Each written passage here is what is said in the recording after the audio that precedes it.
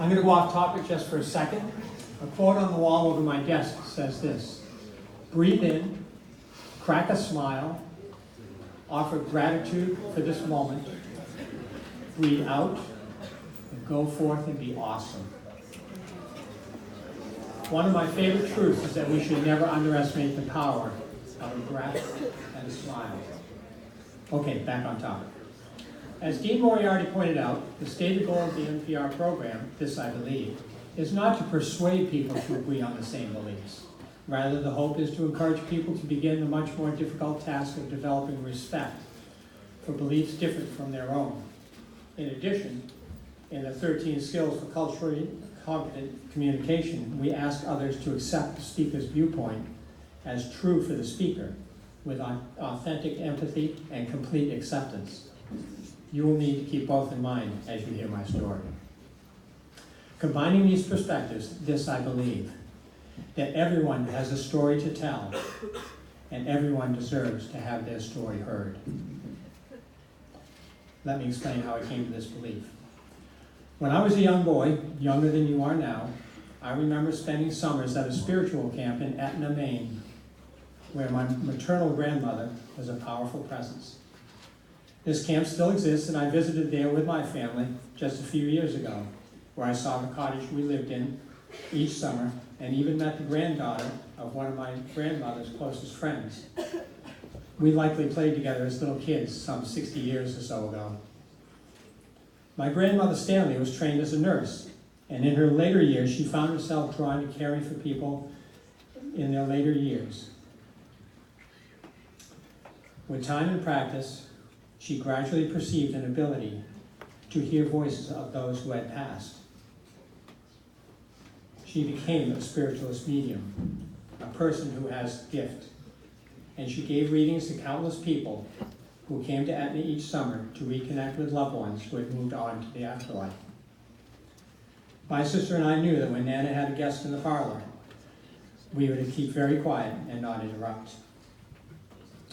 Over my lifetime, I've had numerous readings done by spiritualist mediums and been frequently told that I also have the gift. Full disclosure, I've attended many workshops and educational sessions on this topic. I've walked beaches and mountain trails, practiced mightily to quiet my left brain, patiently listening for a voice, being sensitive and open to any form of communication. But as of yet, none have been realized. However, while the voices have yet to come to me, with many years of practice, I have become a seasoned listener. An interesting side story: in the summer of 1979, I was introduced to the practice of transcendental meditation, which was my entry point into the world of meditation. In the practice of TM, one meets with a teacher who, after several sessions of training, provides the student with a mantra. The mantra is used to focus on during meditation. The mantra I was given was, listen. In spite of not yet realizing my gift, I have nevertheless been taught a number of worthy life lessons. To truly listen, I need to be ready, willing, and able to engage. My purpose is to listen without judgment or distractions, to absorb what is being said. The first step in being a good listener is in preparing myself, being fully present, which requires suspending all other things that I have going on, quieting my monkey mind, and just existing in the land of here and now. Whatever the present moment contains, I accept it as if I had chosen it. I always work with it, not against it. I make it my friend and ally, and not my enemy. I use the breath and a smile, freely and often, to help me prepare to actively, intentionally listen to another's story. My attitude is an open-minded curiosity, recognizing infinite possibilities present in every moment. I lost my place.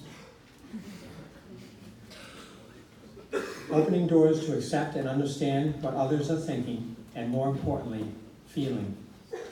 I feel people like I feel decisions, like I must first feel a place before I can be comfortable there.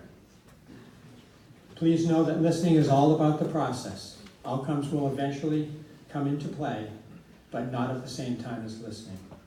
Well before we can hope to make well-informed decisions, we must first listen to understand, accept another's perspective, even though it may run completely counter to our own, and be willing to take risks and lean into discomfort and not pull back.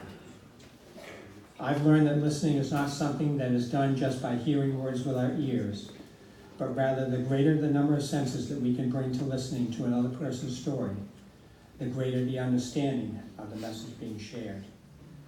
Making eye contact and holding another's gaze can be an incredibly powerful tool to evoke their story. Bodily sensations, gut feelings, which are a combination of the mind and the heart, are a highly valued piece of becoming aware and rarely leads us astray. Intuition, the ability to acquire knowledge without conscious reasoning, comes to us this way. I am eternally grateful for my grandmother Stanley for modeling empathic, mindful listening. Almost every morning while walking my dog around the neighborhood, I listen for her voice. Maybe someday. But this I believe.